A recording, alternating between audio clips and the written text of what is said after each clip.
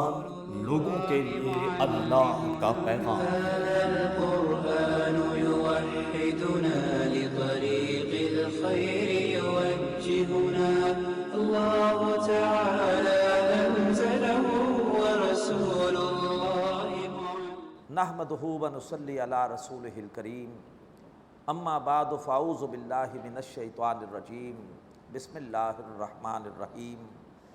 وَنُنَزِّلُ مِنَ الْقُرْآنِ مَا هُوَ شِفَاءٌ وَرَحْمَةٌ لِّلْمُؤْمِنِينَ وَلَا يَزِيدُ الظَّالِمِينَ إِلَّا خَسَارًا۔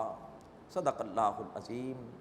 رب اشرح لی صدری ویسر لی امری واحلل عقدۃ من لسانی یفقہوا قولی، آمین یا رب العالمین۔ بعض نعمتیں بہت اونچی ہیں، بہت اونچی ہیں، لیکن ساتھ ہی بہت نازک بھی ہیں۔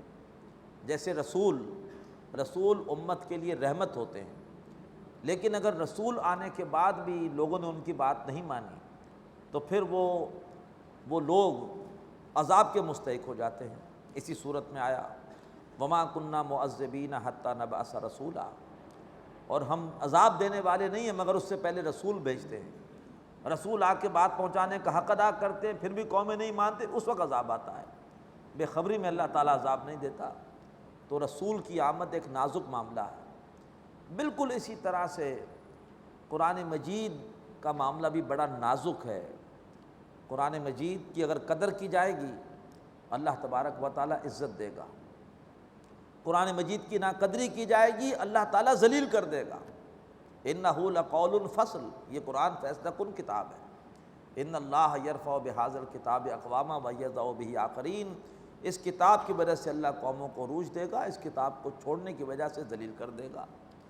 یہی مضمون ہے جو سورہ بنی اسرائیل کے 9ویں رکوع میں ان الفاظ میں آ رہا ہے، وَنُنَزِّلُ مِنَ الْقُرْآنِ مَا هُوَ شِفَاءٌ وَرَحْمَةٌ لِّلْمُؤْمِنِينَ، اور ہم نے قرآن مجید کی صورت میں وہ کتاب نازل کی ہے جو کہ مومنوں کے حق میں شفا بھی ہے، ان کے مسائل کا، پریشانیوں کا علاج بھی ہے، اور ان کے حق میں رحمت بھی ہے، لیکن وَلَا يَزِيدُ الظَّالِمِينَ إِلَّا خَسَارًا، یہ قرآن مجید اضافہ نہیں کرتا ظالموں کے لیے مگر خسارے کا۔ تو قرآن مجید کا معاملہ بڑا نازک ہے۔ اللہ تعالی ہمیں اس کتاب کی قدر کرنے کی توفیق عطا فرمائے۔ اسی سورہ مبارکہ کے شروع میں ہم نے پڑھا کہ اگر پھر سے عروج چاہیے تو قرآن مجید کے ساتھ اپنے تعلق کو مضبوط کرو، اس کو روزانہ پڑھو، سمجھ کے پڑھو، اس کی زبان کو سیکھو، اس کے علوم کو سیکھو، اس کے احکامات پر عمل کرو جہاں تک کر سکتے ہو۔ جہاں نہیں کر سکتے، تمہارا اختیار نہیں ہے، وہاں پر عمل کرانے کی سرتوڑ کوشش کرو۔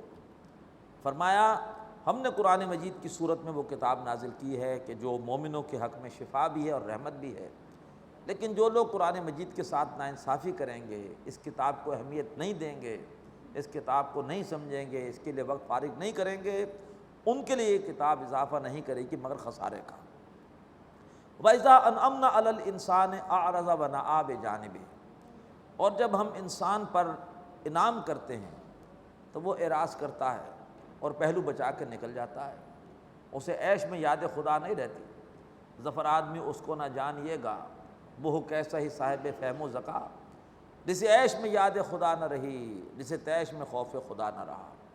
تو عیش میں انسان اللہ کو یاد نہیں کرتا، چلا جاتا ہے پہلو بچا کر۔ وَإِذَا مَسَّهُ الشَّرُّ كَانَ يَئُوسًا، اور جب اس سے کوئی تکلیف پہنچتی ہے وہ بڑا مایوس ہو جاتا ہے، بجھ جاتا ہے، بجھ کے رہ جاتا ہے۔ قل، اے نبی کہہ دیجئے، کل یعمل علی شاکلتہ، ہر انسان عمل کر رہا ہے اپنی اپنی ڈھب پر۔ اللہ تبارک و تعالیٰ نے ہر ایک کو خاص حالات میں پیدا کیا ہے، اور انہی حالات کے حوالے سے اللہ تعالیٰ کو اس سے عمل مطلوب ہے۔ کسی کو پیدا کیا ہے بڑے اچھے دینی ماحول میں، والدین نیک ہیں، دیندار ہیں، اللہ تبارک و تعالیٰ اس سے زیادہ نیکی کی امید رکھتا ہے، کم نیکیاں کرے گا پھنس جائے گا۔ اور کسی کو اللہ نے پیدا کیا ہے بڑے مخالفانہ ماحول میں، والدین کی سوچ ہی دینی نہیں ہے، اس ماحول میں اگر اس نے تھوڑا سا بھی عمل کر لیا اللہ تبارک و تعالیٰ اس کی قدر کرے گا۔ تو کسی کو اللہ نے ذہین پیدا کیا ہے، کسی کو اللہ تعالیٰ نے کن ذہن بنایا ہے، کسی کو مالی اعتبار سے بڑی خوشحالی دی ہے، کوئی رکاوٹ ہی نہیں ہے دین پر عمل کے حوالے سے، کوئی بیچارہ 2 وقت کی روٹی اپنی حاصل کرنے میں بیچارہ مشقت میں ہے۔ تو ہر ایک کو اللہ تعالیٰ نے مختلف شاکلہ میں، مختلف حالات میں اللہ نے پیدا کیا ہے، اور اسی کے حساب سے اس کو عمل کرنا ہے۔ فَرَبُّكُمْ أَعْلَمُ بِمَنْ هُوَ أَهْدَىٰ سَبِيلًا، تو اے نبی آپ کا رب خوب جانتا ہے کہ کون ہے جو راستے کے اعتبار سے زیادہ ہدایت پر ہے۔ وَيَسْأَلُونَكَ عَنِ الرُّوحِ، اے نبی صلی اللہ علیہ وآلہ وسلم وہ آپ سے سوال کرتے ہیں روح کے بارے میں۔ یہودیوں نے یہ سوال پوچھوایا تھا آپ کے امتحان کے لیے کہ محمد کیا جواب دیتے ہیں، اور وہ خود بھی جانتے تھے کہ ایک سوال ایسا ہے جس کا جواب محمد نہیں دیں گے، وہ جانتے تھے کہ یہ جواب اللہ نے کسی کو نہیں بتایا۔ پوچھتے ہیں نبی آپ سے، مشرکین مکہ نے یہود کی طرف سے آ کر یہ سوال پوچھا آپ سے کہ روح کیا ہے؟ قُلِ الرُّوحُ مِنْ أَمْرِ رَبِّی، اے نبی کہیے کہ روح میرے رب کے حکم سے ہے، یا روح میرے رب کے عالم امر میں سے ہے۔ وَمَا أُوتِیتُم مِّنَ الْعِلْمِ إِلَّا قَلِیلًا، اور تمہیں علم میں سے نہیں دیا گیا مگر بہت تھوڑا، تمہیں ہر چیز کا علم حاصل نہیں ہو سکتا، ہر چیز نہیں سمجھ سکتے، تمہارا فہم محدود ہے، اس میں ہر چیز نہیں آ سکتی۔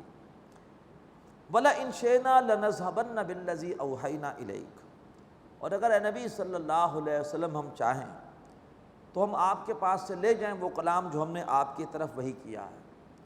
یہ مشرکین مکہ اس قرآن مجید کی وجہ سے انتہائی پریشان ہیں، آپ سے کہتے ہیں اس قرآن مجید میں ترمیم کر دیں، تو اللہ چاہے تو اے نبی آپ کے پاس سے پورا وحی شدہ قرآن لے جائے۔ ثم لا تجد لک بہ علینا وکیلا، اور پھر آپ اپنے لیے ہمارے سامنے کوئی بھی کارساز نہ پائیں جو آپ کی مدد کر سکے۔ لیکن نہیں، ایسا نہیں ہوگا، الا رحمۃ من ربک، سوائے اس کے کہ آپ کے رب کی رحمت ہو۔ یہ آپ کے رب کی رحمت ہے کہ اللہ تعالیٰ آپ سے قرآن لے کر نہیں جائے گا، جو دولت اللہ نے آپ کو قرآن کی دی ہے وہ آپ کے پاس ہی رہے گی۔ کیوں؟ ان فضلہ کان علیک کبیرا، بے شک ہے نبی آپ پر جو اللہ تعالیٰ کا فضل ہے وہ تو بہت ہی بڑا ہے، بہت ہی بڑا ہے۔ سب سے زیادہ فضل اللہ نے اپنی مخلوقات میں اگر کسی پر کیا ہے تو کس پر کیا ہے؟ جناب نبی کریم صلی اللہ علیہ وآلہ وسلم پر۔ اب وہ چیلنج جو اس سے پہلے اس کا ذکر ہوتا رہا کہ اس جیسا قرآن لے آؤ، سمجھتے ہو کہ اللہ کا کلام نہیں ہے تو مقابلے میں اس جیسا کلام پیش کرو۔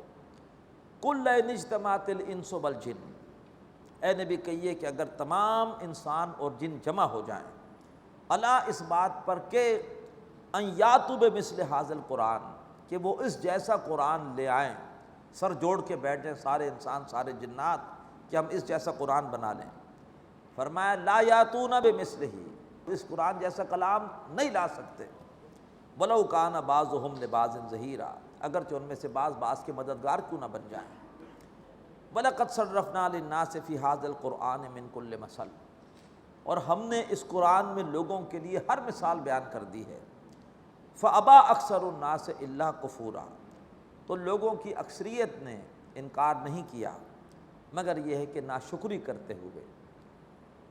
جانتے ہیں کہ یہ کلام اللہ تبارک و تعالیٰ کا ہے، لیکن اس کے باوجود ناشکری کرتے ہوئے، اس قرآن کی ناقدری کرتے ہوئے لوگوں نے ان مثالوں کا جن کے ذریعے سے اللہ نے باتیں سمجھائی تھیں ان مثالوں کا انکار کر دیا، ان مثالوں کو، قرآن کی تعلیمات کو نہیں مانا۔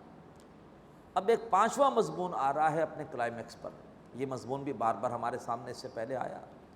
پہلا مضمون کلائمیکس کا کیا تھا؟ اس سورہ مبارکہ میں اللہ تبارک و تعالی نے دنیا داروں اور آخرت طلبگاروں کے بارے میں فیصلہ کن بات کی، پھر معاشرتی ہدایات نمبر 2 کلائمیکس پر، پھر والدین کے حقوق کا بیان کلائمیکس پر، پھر اللہ کے رسول سے جو مطالبہ ہوتا تھا قرآن میں ترمیم کریں وہ بیان کلائمیکس پر۔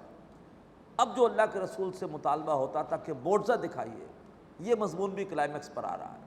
یہ ہے اس سورہ مبارکہ کی اہمیت۔ وقالو، اور وہ کہتے ہیں، لن نؤمن لک، اے محمد ہم تمہاری بات نہیں مانیں گے، حتی تفجر لنا من الارض ینبوعا، یہاں تک کہ تم ہمارے لیے زمین میں سے ایک چشمہ برآمد کر دو۔ او تکون لک جنۃ من نخیل وعنب، اور یا یہ ہے کہ تمہارے لیے ایک باغ ہو جائے پیدا اس مکے کی پہاڑی سرزمین میں، کھجور کا اور انگوروں کا۔ فتفجر الانہار خلالہا تفجیرا، اور تم اس باغ کے بیچوں بیچ ایک نہر چلا کر دکھا دو تاکہ باغ سیراب بھی ہوتا رہے۔ تو پہلا مطالبہ چشمہ جاری کر دو، دوسرا مطالبہ کھجور اور انگور کا باغ تمہارے لیے لگ جائے اور تم اس کے بیچوں بیچ ایک نہر جاری کر کے دکھاؤ۔ تیسرا مطالبہ او تسقط السماء کما زعمت علینا کسفا، یا یہ ہے کہ آسمان کو ٹکڑے ٹکڑے کر کے ہمارے اوپر گرا دو۔ چوتھا مطالبہ او تاتی باللہ والملائکۃ قبیلا، یا اللہ کو اور فرشتوں کو بالکل ہمارے سامنے لے آؤ، ہم اپنی آنکھوں سے دیکھیں، اللہ بھی آ جائے فرشتے بھی آ جائیں۔ پانچواں مطالبہ او یکون لک بیت من زخرف، اور یا یہ ہے کہ تمہارے لیے ایک گھر ہو جائے سونے کا محل تمہارا بن جائے۔ چھٹا مطالبہ ہم ہرگز تمہارے اس چڑھنے کو بھی نہیں مانیں گے حتیٰ تنزل علینا کتابا نقرأ، جب تک کہ تم یہاں تک کہ تم ایسی کتاب لے کر اترو کہ جس کو ہم اپنی آنکھوں سے دیکھ کے پڑھ لیں۔ ہمارے سامنے جاؤ اور قرآن لے کر ہمارے سامنے اترو، ایسی کتاب لاؤ جس کو کہ ہم پڑھ سکیں۔ کل اے نبی انہیں جواب دیجئے سبحان ربی، پاک تو ہے صرف میرا رب سب کچھ کر سکتا ہے، میں نے کب ایسے پاکی کے دعوے کیے ہیں کہ میں سب کچھ کر سکتا ہوں، پاک تو ہے صرف میرا رب۔ حل کنت الا بشر رسولا، میں نہیں ہوں مگر یہ کہ انسان، تو مجھ سے کیوں لمبے چوڑے مطالبے کر رہے ہو؟ میں نے دعوے کون سے کیے ہیں کوئی ما فوق الفطرت ہستی ہونے کے؟ میں نہیں ہوں مگر ایک انسان، اور دوسرا میرا دعویٰ یہ ہے کہ میں رسول ہوں، اللہ نے مجھے چنا ہے اور اللہ نے مجھے اپنی رسالت کے لیے پسند فرمایا ہے۔ حل کنت الا بشر رسولا، میں نہیں ہوں مگر انسان اور رسول۔ وما منع الناس ان یؤمنوا اذ جاءهم الہدی، اور نہیں روکا لوگوں کو کہ وہ ایمان لاتے جب کہ ان کے پاس ہدایت آئی، الا ان قالوا، مگر یہ کہ وہ کہنے لگے ابعث اللہ بشر رسولا، ارے کیا اللہ تعالیٰ نے انسان کو رسول بنا کر بھیجا ہے؟ قل لو کان فی الارض ملائکہ، اے نبی ان سے کہیے اگر زمین میں فرشتے بستے ہوتے، یمشون وہ چلتے پھرتے، مطمئنین اور پوری طرح سے اطمینان کے ساتھ یہاں آباد ہوتے، لنزلنا علیہم من السماء ملکا رسولا، ہم ضرور ان کے لیے آسمان سے فرشتہ رسول بھیج دیتے۔ فرشتوں کے لیے ماڈل فرشتہ ہوتا، انسانوں کے لیے نمونہ انسان ہی ہو سکتا ہے۔ اگر زمین میں فرشتے ہوتے ہم فرشتوں کو رسول بناتے، زمین میں انسان بستے لہٰذا اللہ نے انسان کو رسول بنایا ہے۔ انسان نے تمام بشری کمزوریوں کے باوجود اللہ کے احکامات پر عمل کر کے اللہ کی رسالت کا حق ادا کر کے تم پہ حجت پوری کر دی ہے۔ قل کفیٰ باللہ شہیدا بینی و بینکم، اے نبی کہیے کہ اللہ گواہ کافی ہے میرے اور تمہارے درمیان، انہ کان بعبادہ خبیرا بصیرا، بے شک وہ اپنے بندوں کے حال سے خوب باخبر ہے اور انہیں دیکھنے والا ہے۔ ومن یہد اللہ فہو المہتد، جسے اللہ ہدایت دے وہی ہدایت یافتہ ہے۔ ومن یضلل، اور جسے اللہ گمراہ کر دے، فلن تجد لہم اولیاء من دونہ، تو تم ان کے لیے اللہ کے سوا کوئی بھی حمایتی نہیں پاؤ گے۔ وَنَحْشُرُهُمْ يَوْمَ الْقِيَامَةِ عَلَىٰ وُجُوهِهِمْ، اور ہم انہیں روز قیامت جمع کریں گے ان کے منہ کے بل گھسیٹتے ہوئے، امیاً وہ اندھے ہوں گے، وبکمن اور وہ گونگے ہوں گے، وصما اور وہ بہرے ہوں گے، مأواہم جہنم ان کا ٹھکانہ جہنم ہوگا۔ کلما خبت، جب بھی جہنم کی آگ سرد ہونے لگے گی، زدناہم سعیرا، ہم اس کی آگ کو اور بھڑکا دیں گے۔ اللہم اجرنا من النار۔ ذالک جزاؤہم بانہم کفروا بآیاتنا، ان کا یہ بدلہ اس لیے ہے کہ انہوں نے ہماری آیتوں کو جھٹلایا، ہماری آیتوں کا انکار کیا۔ وقالوا، اور یہ اعتراض کیا، اذا کنا عظاما ورفاتا، کیا ہم جب ہڈیاں اور چورا چورا ہو جائیں گے، انا لمبعوثون خلقا جدیدا، تو کیا ہمیں ایک نئی تخلیق میں اٹھایا جائے گا؟ اولم یروا، کیا وہ دیکھتے نہیں ہیں، ان اللہ الذی خلق السماوات والارض، کہ بے شک وہ اللہ کے جس نے بنایا آسمانوں کو اور زمین کو، قادر علی ان یخلق مثلہم، وہ اس بات پر قادر ہے کہ ان جیسے انسان دوبارہ بنا دے۔ وجعل لہم اجلا لا ریب فیہ، اور ان کے لیے ایک ایسا وقت طے کر دے، دوبارہ زندہ ہونے کے لیے ایسا وقت طے کر دے کہ جس کے آنے میں کوئی شک نہ ہو۔ فابى الظالمون الا کفورا، تو ظالموں نے انکار نہیں کیا مگر ناشکری کرتے ہوئے۔ قل لو انتم تملکون خزائن رحمت ربی، اے نبی ان سے کہیے اگر تم میرے رب کی رحمت کے خزانوں کے مالک ہوتے، اذا لامسکتم خشیۃ الانفاق، تو تم تو ان خزانوں کو بند کر دیتے خرچ ہونے کے ڈر سے، تم تو کسی کو بھی اللہ تبارک و تعالیٰ کی نعمتوں سے فیضیاب ہونے کا موقع نہ دیتے۔ وَقَانَ الْإِنسَانُ قَتُورًا، اور انسان دل کا بڑا تنگ ہے۔ وَلَقَدْ آتَيْنَا مُوسَىٰ 9 آیات بینات، اور ہم نے حضرت موسیٰ علیہ السلام کو 9 واضح نشانیاں دیں۔ یہ 9 واضح نشانیاں ہم پڑھ چکے ہیں سورہ اعراف میں۔ فَاسْأَلْ بنی اسرائیل، اے نبی پوچھئے بنی اسرائیل سے، اذ جاءہم، کہ جب حضرت موسیٰ علیہ السلام ان کے پاس آئے تھے، فقال لہ فرعون، تو فرعون نے موسیٰ علیہ السلام سے یہ کہا تھا، انی لأظنک یا موسیٰ مسحورا، اے موسیٰ میں تو سمجھتا ہوں کہ تم سحر زدہ ہو، تم پر کسی نے جادو کر دیا ہے۔ قالا، موسیٰ علیہ السلام نے جواب دیا، لقد علمت ما انزل ہؤلاء الا رب السماوات والارض، اے فرعون تو خوب جانتا ہے کہ ان نشانیوں کو نازل نہیں کیا مگر تمام آسمانوں اور زمین کے رب نے، بصائر تیری آنکھیں کھولنے کے لیے۔ وَإِنِّي لَأَظُنُّكَ يَا فِرْعَوْنُ مَسْبُورًا، اور بے شک میں گمان کرتا ہوں اے فرعون کہ تو تباہ و برباد ہو کر رہے گا۔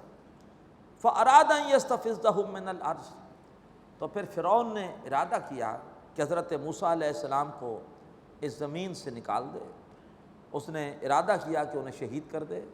یہ مضمون آئے گا سورہ مومن میں۔ فَأَغْرَقْنَاهُ، تو ہم نے فرعون کو غرق کر دیا، وَمَن مَّعَهُ جَمِيعًا، اور جو بھی اس کے ساتھی تھے فرعون کے ان سب کے سب کو۔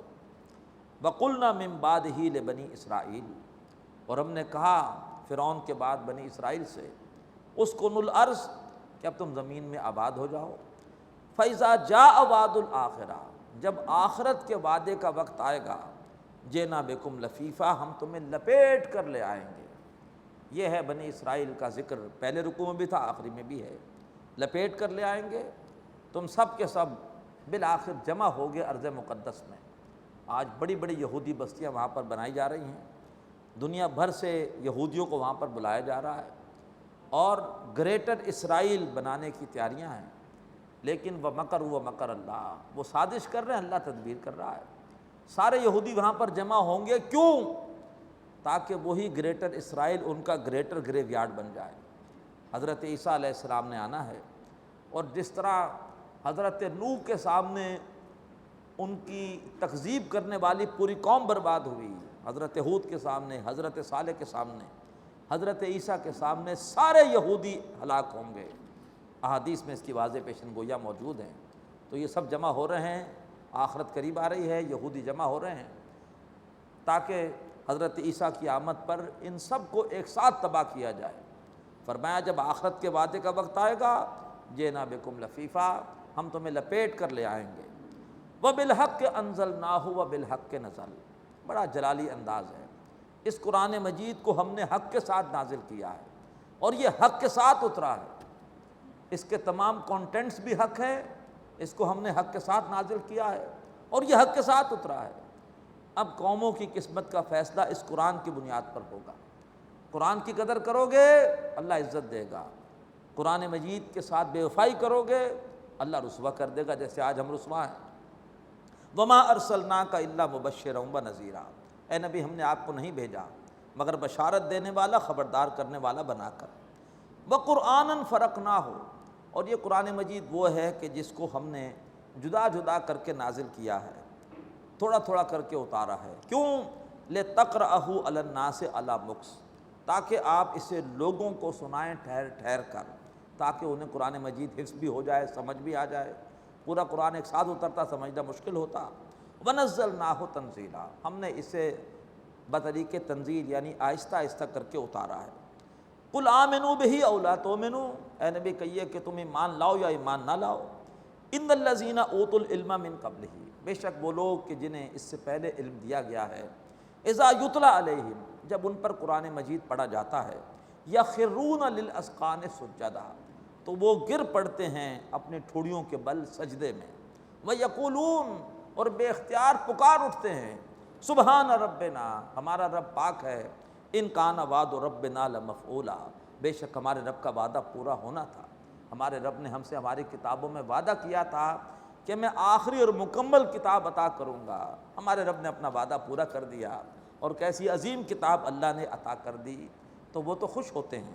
وَيَخِرُّونَ لِلْأَذْقَانِ يَبْكُونَ، اور وہ اپنی ٹھوڑیوں کے بل گرتے ہیں اور روتے ہیں۔ وَيَزِيدُهُمْ خُشُوعًا، اور یہ قرآن مجید ان کے خشوع و خضوع میں اور اضافہ کر دیتا ہے۔ آیت سجدہ ہے، انشاءاللہ بھی سجدہ کریں گے۔ قُلِ ادْعُوا اللَّهَ أَوِ ادْعُوا الرَّحْمَٰنَ، اب دو توحید باری تعالیٰ کے خزانے ہیں، دو کل سورہ بنی اسرائیل کے آخر میں۔ قُلِ ادْعُوا اللَّهَ أَوِ ادْعُوا الرَّحْمَٰنَ، اے نبی ان سے کہیے کہ اللہ کہہ کے پکارو یا رحمان کہہ کے پکارو۔ رحمان کے نام سے مشرکین کو چڑ تھی، سورہ فرقان میں آتا انہیں غصہ آتا تھا، وَمَا الرحمن، یہ رحمان کون ہے؟ جواب دیا گیا اللہ کہہ کے پکارو یا رحمان کہہ کے پکارو۔ ایما تدعو فلہ الاسماء الحسنی، تم کسی بھی نام سے پکارو، سارے اچھے نام، سارے عمدہ نام اللہ ہی کے ہیں۔ ولا تجہر بصلاتک، اے نبی نہ اپنی نماز کو آپ اونچی آواز سے پڑھیے، ولا تخافت بہا، اور نہ ہی بالکل چپکے سے پڑھیے، وابتغ بین ذالک سبیلا، بلکہ اس کے درمیان کا رستہ اختیار کیجیے۔ یہ تہجد کی نماز کے لیے حکم ہے۔ حضرت عمر فاروق بہت زور سے پڑھتے تھے اونچی آواز سے، پوچھا اللہ کے رسول نے کیوں پڑھتے ہو؟ کہا جی شیطان کو بھگاتا ہوں۔ ابوبکر صدیق سے پوچھا تم بہت دھیمی آواز سے پڑھتے ہو کیوں؟ جواب دیا جس کے لیے پڑھتا ہوں وہ سن رہا ہے۔ حضرت عمر فاروق سے کہا کہ ذرا اپنی آواز کو تھوڑا سا دھیما کرو، ابوبکر صدیق سے کہا کہ اپنی آواز کو تھوڑا سا اونچا کر دو۔ یہ حکم اللہ نے یہاں پر دیا ہے، رضی اللہ تعالی عنہما۔ اب اس سورت کی آخری آیت توحید باری تعالیٰ کا خزانہ، توحید نظری بھی ہے اور توحید عملی بھی ہے، اور شرک کی 3 قسموں کی نفی بھی ہے۔ توحید نظری وَقُلِ الْحَمْدُ لِلَّهِ، اے نبی کہیے کل شکر اللہ کے لیے ہے، تمام جو بھی نعمتیں ہیں وہ سب کی سب محسن حقیقی اللہ تعالیٰ کی عطا کردہ ہیں۔ یہ ہے توحید نظری، کل شکر اللہ کے لیے ہے توحید نظری۔ اب 3 شرک ہیں ان کی نفی۔ الذی لم یتخذ ولدا، وہ اللہ کے جس نے کسی کو بیٹا نہیں بنایا، ولم یکن لہ شریک فی الملک، اور اختیار میں اس کے ساتھ کوئی شریک نہیں ہے، وہ اکیلا ہے، اس کے ساتھ اختیار میں کوئی شریک نہیں ہے۔ ولم یکن لہ ولی من الذل، اور کوئی بھی اس کا ولی، اس کا ساتھی اس کی کسی کمزوری کی وجہ سے نہیں ہے۔ اس کے دوست ہیں لیکن یہ نہیں کہ اس نے دوست اس لیے بنا رکھا ہے کہ اس کی مجبوری ہے، اس کی حکومت چل نہیں سکتی، اسے کچھ جو ہے وہ ہاتھوں کی ضرورت ہے جو اس کے معاون ہو، نہیں، کوئی اس کا ولی اس کی کسی کمزوری کی وجہ سے نہیں ہے۔ اور اس کے بعد توحید عملی، وَكَبِّرْهُ تَكْبِيرًا، اللہ تعالیٰ کو ایسے بڑا کرو جیسے کہ بڑا کرنے کا حق ہے، محسوس ہو کہ تمہارے کردار میں اللہ بڑا ہے، تمہارے وجود پہ اللہ کی مرضی چلتی ہے، تمہارے گھر میں اللہ کی مرضی چلتی ہے، تمہارے کاروبار میں اللہ کی مرضی چل رہی ہے، تمہارے شادی بیاہ میں، تمہاری غمی میں اللہ کی مرضی چل رہی ہے، یہاں تک کہ تمہارے پورے کے پورے معاشرے میں، تمہارے وطن میں اللہ تبارک و تعالیٰ کو بڑائی اور سپریم حیثیت حاصل ہے۔ اللہ تعالیٰ ہمیں ایسا کرنے کی توفیق عطا فرمائے۔ اقول قولی ھذا واستغفر اللہ لی ولکم ولسائر المسلمین والمسلمات۔ هذا القرآن يوحدنا لطريق الخير